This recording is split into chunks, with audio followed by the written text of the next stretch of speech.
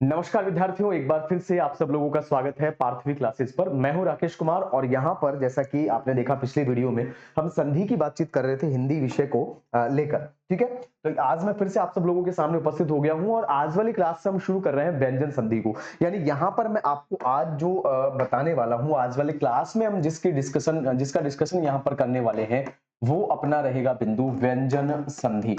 यानी आज वाली क्लास में मैं आपको पढ़ाने वाला हूँ व्यंजन संधि के कुछ नियम। यानी व्यंजन संधि में किसी भी प्रकार का नामकरण नहीं होता, जैसा कि आपको बताया व्यंजन संधि में सीधे सीधे नियम चलते हैं।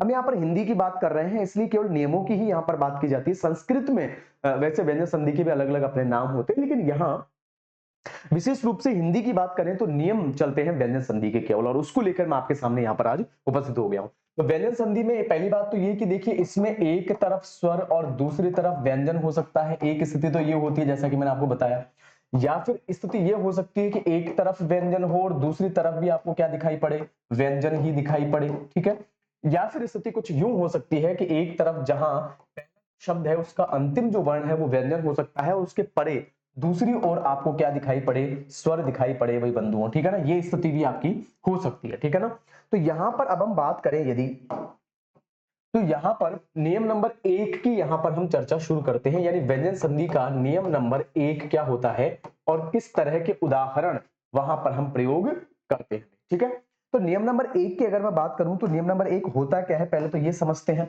तो देखिए नियम नंबर 1 आपका कहता है, याद रखिएगा हिंदी में व्यंजन संधि के कोई नाम नहीं है स्वर संधि की तरह। हिंदी में केवल सीधा सीधा व्यंजन संधि और उसके नियम पढ़े जाते हैं। आपको एग्जाम में उदाहरण दिया जाएगा और उसको पूछा जाएगा किस संधि का उदाहरण है। व्यंजन है तो व्यंजन, स्वर है तो स्वर आप उसमें बता सकते हैं, या फिर आपसे संधि विच्छेद या संधि मिलान करने के लिए कहा जा सकता है। ठीक है, तो यहाँ पर नियम नंबर 1 की अगर मैं बात करूं तो यहाँ पर एक कुछ सूत्र मैं लिख रहा हूं, उसको आपको मैं बाद में समझाऊंगा। आपको याद भी ऐसे रखना है कि प्रथम वर्ण के सामने, यानी किसी भी वर्ग का प्रथम वर्ण हो और उसके सामने यदि किसी भी वर्ग का तीसरा चौथा वर्ण आपको दिखाई पड़ रहे हो, यानी जो मैं संख्या लिख रहा हूं इस संख्या का मतलब सिर्फ यहां पर यह है कि पहले वर्ण के सामने तीसरा चौथा वर्ण हो, या फिर य, र, ल, व और है, या फिर आपका क्या आ जाए भाई वहां पर आपका जो है स्वर अगर वहां पर नजर आ रहा हो। स्वर से यहां पर मतलब है कोई सा भी स्वर हो सकता है। नियम नंबर 1 में पहले वर्ण के सामने ये सारी चीजें अगर आपको दिखाई पड़ रही है तो समझिए ये जो पहला जो वर्ण आपको दिखाई पड़ रहा है किसी भी वर्ग का, ये जो पहला वर्ण है ये अपने ही वर्ग के तीसरे वर्ण में बदल जाएगा। यहां पर 3 लिखने के पीछे कारण सिर्फ इतना सा है कि यहां पर ये 3 का मतलब है तीसरा वर्ण। कैसे होगा आइए समझाता हूं। जैसे मान लीजिए किसी भी वर्ग का पहला वर्ण है तो कौन कौन से होते हैं, 5 वर्ग होते हैं, कै, चै, कै, तै और पै। ये 5 प्रथम वर्ण होते हैं हर वर्ग के। ठीक है, और इनका जब तीसरा वर्ण बदलेगा तो कैसे बदलेगा, कै का तीसरा क्या होता है ग, चै का तीसरा क्या होता है ज, तै का द,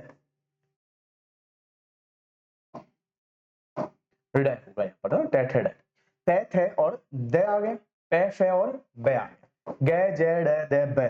यानी कि ये परिवर्तन हो जाएगा किसके स्थान पर, क च ट त प के स्थान पर। यानी कि यहां पर कै दिखाई पड़ रहा है और सामने इनमें से कोई सा भी वर्ण अगर आ रहा है तो कै तीसरे में यानी कि ग में बदलेगा, च ज में, ट ड में, त द में और प ब में बदल जाएगा। ये नियम हमारा यहाँ पर ये कह रहा है। चलिए कुछ उदाहरणों के माध्यम से आपको मैं यहाँ पर समझाता हूं। जैसे मान लीजिए मैंने यहाँ पर एक उदाहरण लिया और उदाहरण हमने ले लिया है यहाँ पर जगदीश, यानी हमारा उदाहरण क्या है बंधुओं, जगदीश है। अब जगदीश शब्द का जब संधि विच्छेद करूंगा तो आप सब लोगों को पता ही है संधि विच्छेद कुछ इस तरह से होता है, जगत प्लस ईश। यहां पर हमने इसका क्या किया, संधि विच्छेद किया। अब जैसा कि नियम है हमारा, यहां पर तय दिखाई पड़ रहा है आपको, सामने क्या आ रहा है स्वर।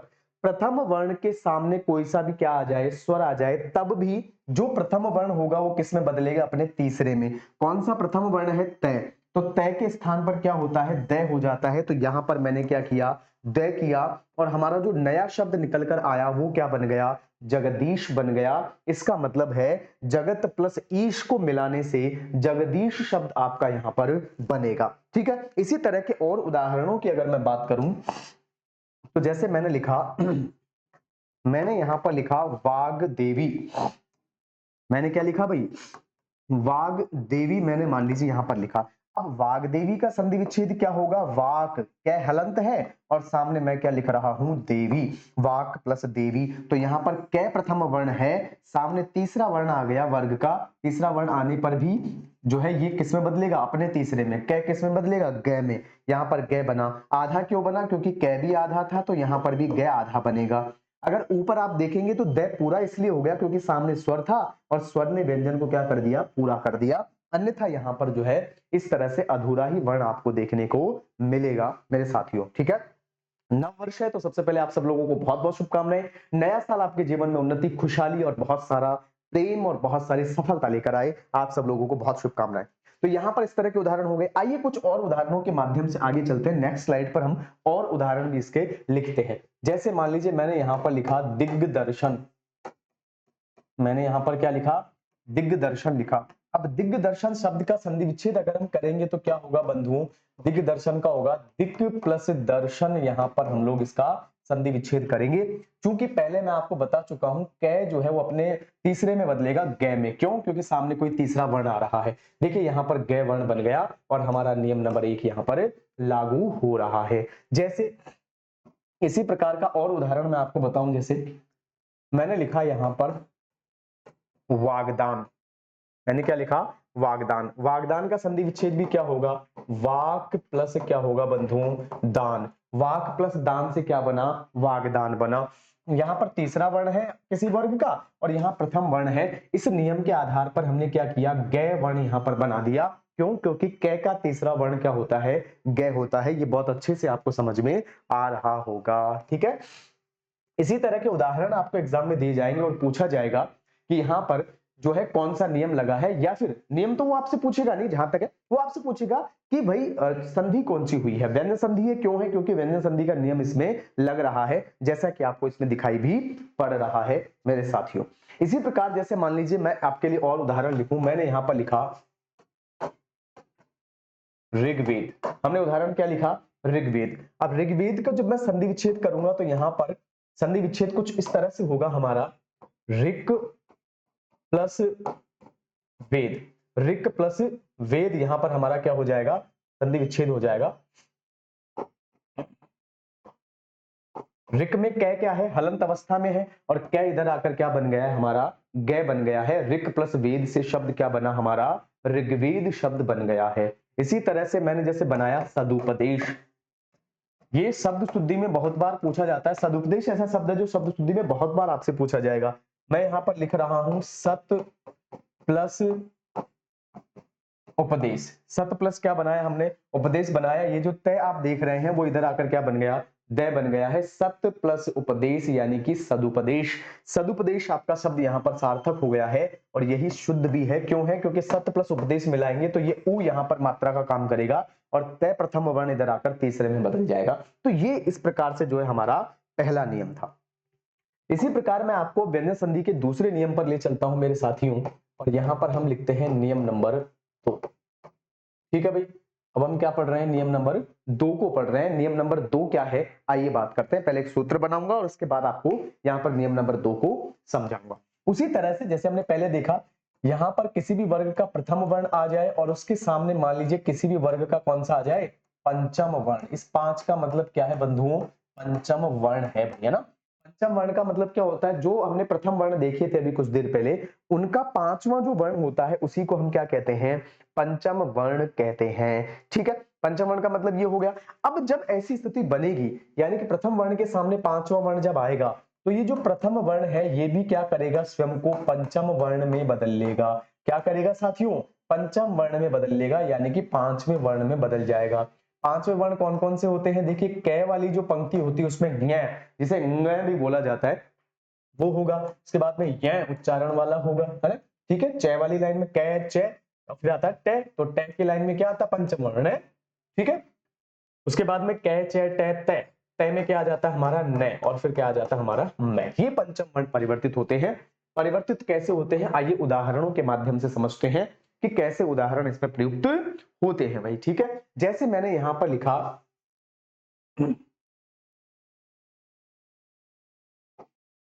मैंने एक शब्द लिखा जैसे जगन मंडल। मैंने क्या लिखा, जगन मंडल। अब आप कहेंगे सर जगन मंडल कैसे बना, आइए इसको बनाकर देखते हैं। जगन मंडल शब्द जो है वो किस तरह से निर्मित होगा। जगन्नाथ भी इससे हम लोग बना सकते हैं, जगन मोहिनी शब्द यहां से इससे जो है हम बना सकते हैं। देखिए जगन मंडल का संधि विच्छेद करेंगे तो क्या होगा हमारा, जगत प्लस मंडल शब्द, जगत प्लस क्या बनेगा, मंडल। अब सामने आप देख रहे हैं मैं जो है वो कौन सा वर्ण है, मैं हमारा पंचम वर्ण है, और मैं जो पंचम वर्ण है उसी के कारण इधर आप देख रहे हैं जो परिवर्तन हुआ है वो भी कैसा हुआ है, पंचम। कैसे हुआ है, यहां आप देख रहे हैं तय है, सामने क्या आ गया, पंचम वर्ण। तो ये जो तय है ना ये अपने ही पंचम में बदलेगा, इसलिए न आया यहां पर। देखो तय थे द ध न परिवर्तन होगा, तो यहां पर भी हमने क्या बनाया, न ही यहां पर बना दिया है, इसलिए ये नियम यहां पर लागू हो रहा है। जैसे मान लो मैंने एक शब्द लिखा सन्निबंध, मैंने क्या लिखा, सन्निबंध। अब सन्निबंध में क्या हो रहा है, सत्य प्लस निबंध, ठीक है, सत प्लस निबंध। न यहाँ पर पंचम वर्ण है, यहाँ पर प्रथम वर्ण भी क्या कर रहा है, पंचम वर्ण में बदल रहा है अपने ही वर्ग के, क्योंकि तय का पंचम वर्ण होता है न, तो यहाँ पर भी तय हलंत है तो न भी हलंत हुआ, और यहाँ पर आकर वो परिवर्तित हो गया है। ये हमारा दूसरा नियम है, देखिए ठीक है। इस प्रकार के उदाहरण कहीं भी आपको दिखे तो पहले संधि विच्छेद करिए, बढ़िया तरीके से समझिए और फिर उनको समझने का प्रयास करिए। जैसे मैं यहाँ पर लिखूं, एक शब्द बनाया हमने दिंगनाथ, क्या शब्द लिखा भाई, दिंगनाथ। दिंगनाथ को जब हम तोड़ेंगे तो यहां पर बनेगा दिक प्लस नाथ, दिक प्लस क्या बनेगा, नाथ। और ये जो कै आप देख रहे हैं ये इधर आकर अपने ही पंचम वर्ण में बदल गया है, उंगे में ये परिवर्तित हो गया है, जो कि इस नियम नंबर 2 को पूरा पूरा लागू कर रहा है, पूरा पूरा नियम नंबर 2 वहां पर लग रहा है, ठीक है। इसी तरह से जैसे मैंने लिखा सन्नारी, ठीक है,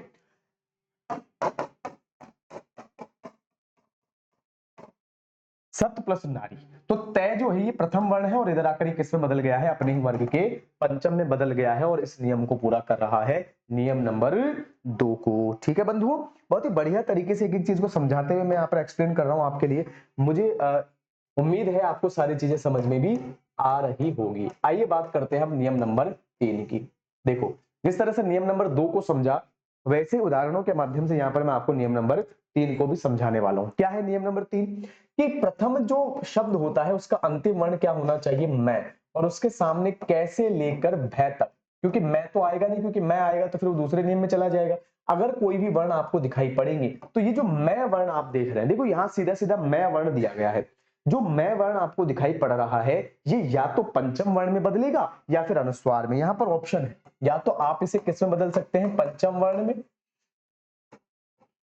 या फिर आप इसे किस में बदल सकते हैं, अनुस्वार में भी बदल सकते हैं, ये आप पर निर्भर करता है भाई। जैसे मान लो मैंने यहां पर एक शब्द लिया आपके लिए और वो है अलंकार। मैंने क्या शब्द लिया भाई, अलंकार शब्द लिया, और अलंकार शब्द का जब मैं संधि विच्छेद करूंगा तो क्या होगा, अलम प्लस कार, और यहां पर जो मैं था देखो ना, हलंत मैं है ये, ठीक है, ये जो मैं था वो इधर आकर किस में बदल गया है, अनुस्वार में। अब आप कहेंगे सर आप तो यहां पर ये भी लिख रहे हो कि अनुस्वार या फिर पंचम वर्ण, तो पंचम में बदलेंगे तो कैसा बनेगा, इसको हम पंचम में भी बदल सकते हैं। अगर पंचम में बदलेंगे तो अलंग आर, इस तरह का शब्द जो है हमारा बन जाएगा, क्योंकि यहां पर जो पंचम वर्ण आएगा वो किसके हिसाब से होगा, वो होगा हमारा ये सामने जो वर्ण प्रयोग हो रहा है उसके अनुसार। तो सामने क्या आ रहा है, कै, तो यहां पर जो पंचम वर्ण हम प्रयोग करेंगे वो भी कैसा होगा, कै वर्ग का पंचम वर्ण ही प्रयुक्त हमें करना होगा। लेकिन आप देखते हैं कि इस प्रकार से प्रयुक्त हम लोग बहुत कम करते हैं पंचम वर्ण, अधिकांशतः अनुस्वार ही प्रयोग करते हैं, इसलिए हम उसे इस प्रकार से न लिखकर ऐसा ही लिखेंगे।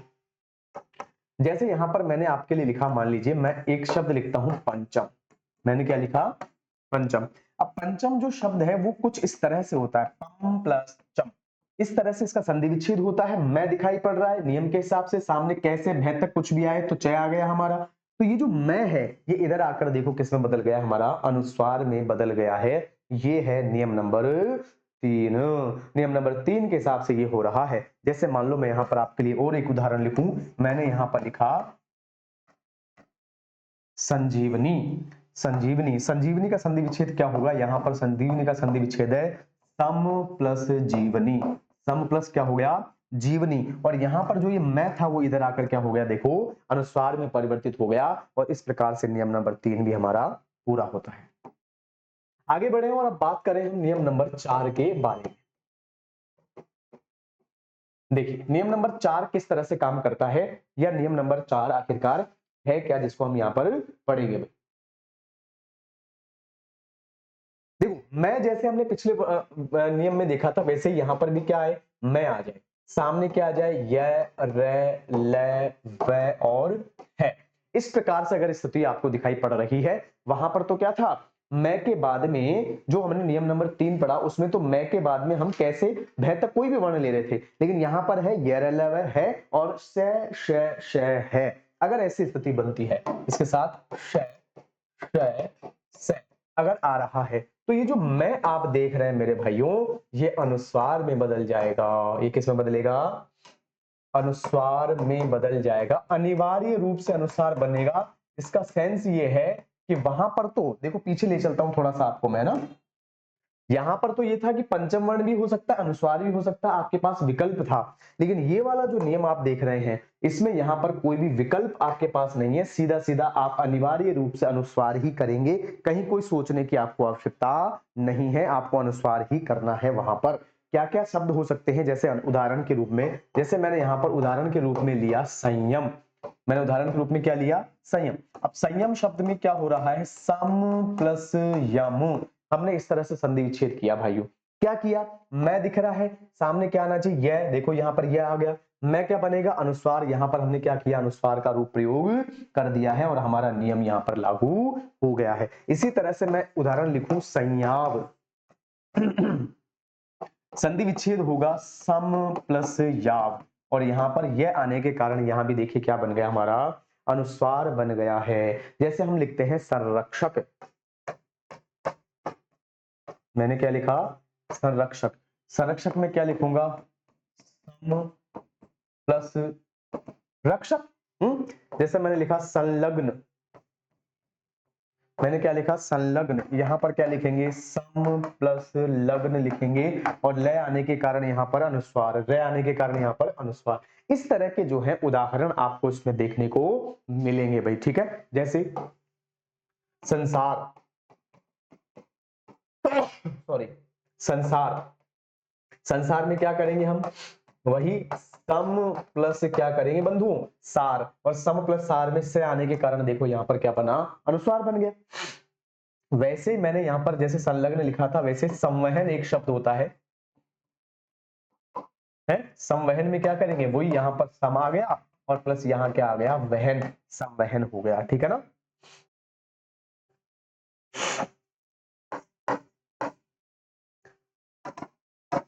ठीक है, तो इस प्रकार के उदाहरणों से आपने देखा नियम नंबर 4 को भी हमने कंप्लीट कर लिया है। नियम नंबर 4 कैसे काम करता है वो हमने यहां पर देख लिया है, ठीक है। आगे बढ़ते हैं, आगे अब हम देखते हैं नियम नंबर 5 को, कि नियम नंबर 5 जो है क्या है और कैसे काम करता है।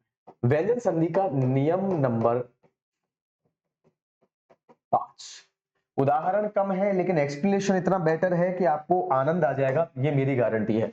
देखिए ये नियम कुछ इस तरह से देख सकते हैं हम कि ये तय दय का नियम है भाई। किसका नियम है, तय दय का नियम है। कैसे, तय और दय के सामने यदि च आ जाए, ठीक है, या तय और दय के सामने क्या आ जाए, च के स्थान पर जय आ जाए, या इसके स्थान पर क्या आ जाए भाई, वही तय दय रहेगा एक साइड, तो तय, या तय दय के सामने क्या आ जाए आपका, डय आ जाए, ठीक है, और वैसे ही तय दय के सामने आपका क्या आ जाए, लय आ जाए। अगर ऐसी स्थिति बन रही है, एक तरफ तय या दय में से कुछ आ जाए और दूसरी ओर जय, च आ रहा हो, या च के साथ में आपका छ भी आ रहा हो, जय के साथ में आपका झ आ रहा हो, तय के साथ आपका ठ आ रहा हो, दय के स्थान पर ढ भी आ जाए, और लय तो लय है आपका, ठीक है। यानी कि इनमें से कोई सा भी एक वर्ण दिखाई पड़ रहा है तय या दय के सामने, तो फिर यहां पर आपका ये जो है तैदय जो है वो यहां आकर थोड़ा सा किस में बदल जाएगा भाई, च में बदल जाएगा। यहां आकर किस में बदलेगा, जय में, यहां किस में बदलेगा, ट में, यहां किस में बदलेगा, ड में, और यहां किस में बदलेगा, ल में। कहने का मतलब यह है कि ये तय और दय जो आप देख रहे हो, इनके प्रभाव से वो इस तरह से अपना रूप बदलेगा। सामने जो स्थितियां लिखी हुई है उनको आप देख सकते हैं। आइए इनके एक एक उदाहरण भी मैं आपको समझाता हूं कि कैसे ये अपना रूप बदलता है। जैसे मान लो मैंने यहां पर नेक्स्ट स्लाइड ले लेते हैं बढ़िया तरीके से, मैंने एक शब्द आपके लिए यहां पर लिखा, मान लो उच्चारण। मैंने शब्द क्या लिखा यहां पर, उच्चारण शब्द लिखा। उच्चारण शब्द का जब आप संधि विच्छेद करेंगे तो होगा उत प्लस चारण। नियम बिल्कुल सही है, क्यों है देखो इधर, तय या दय आना चाहिए सामने, च या छ में से कुछ आए। हुआ क्या है वहां पर, हुआ यह है कि एक तरफ तय आ रहा है, सामने च आ गया, तो यहां पर जो ये तय था ना, ये भी आकर अपना स्थान किसमें रूप में बदल लेगा, च के रूप में अपने आप को बदल रहा है। जैसे मैं एक उदाहरण आपके लिए और लिखूं, भगवत चरण। ठीक है भाई, भगवत चरण में क्या करेंगे, वही भगवत शब्द हो गया हमारा, और यहां पर एक जो है हमने क्या लिख दिया, चरण। अब यहां जो तय दिखाई पड़ रहा है वो इस च के कारण इधर आकर अपने आप को किसमें बदल रहा है, च में परिवर्तित कर रहा है।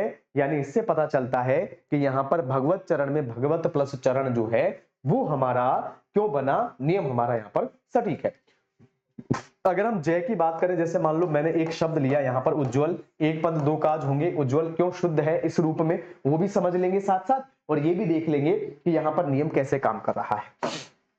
बात करें यहां पर मैं लिख रहा हूं उत प्लस ज्वल, ज्वल में जय आधा है, तय यहां पर आधा था, इधर आकर ये भी क्या बना, आधा बना, इसलिए एक तो उज्जवल ऐसे लिखा जाता है, और जय वाला नियम भी यहां पर आपका सटीक बैठ रहा है। ठीक है भाई, इस तरह से आपको इनको थोड़ा सा समझने की कोशिश करनी है। जैसे मान लो मैं यहां पर लिखूं आपके लिए, मैंने एक शब्द लिखा टीका, क्या लिखा मैंने, तट्टिका।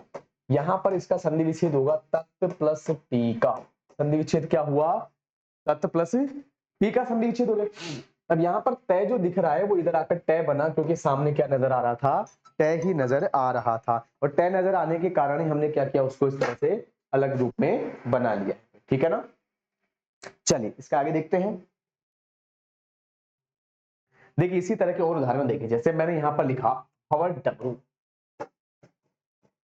क्या लिखा भाई, भवट डमरू। अब इसका जब संधि विच्छेद करेंगे तो किस तरह से करेंगे, यहां पर मैं लिख रहा हूं भवत प्लस डमरू, भवत प्लस मैंने क्या लिखा, डमरू, डे आ रहा है, तो यहां पर देखो तय भी इधर आकर किसमें बदल गया, अपना डे में ही बदल गया। ऐसे और उदाहरण लिखे हम, जैसे मैंने यहां पर लिखा तल्लीन, मैंने क्या लिखा बंधुओं, तल्लीन। अब मैं यहां पर जब इसका संधि विच्छेद कर रहा हूं तो क्या कर रहा हूं, तत्व प्लस लीन कर रहा हूं, और यहां पर जो तय था वो इधर आकर क्या हो गया, लय हो गया, क्योंकि सामने भी इसके क्या नजर आ रहा है आपको, लय नजर आ रहा है। कुछ इस तरह के उदाहरण आपको इस नियम में देखने को मिलते हैं मेरे बंधुओं। ठीक है, तो इसी प्रकार के और उदाहरणों के साथ और नियमों के साथ नेक्स्ट क्लास में फिर आप सब लोगों से मुलाकात होगी। तब तक नमस्कार, धन्यवाद आप सब लोगों का, मस्त रहिए, स्वस्थ रहिए और व्यस्त रहिए, बहुत बहुत धन्यवाद।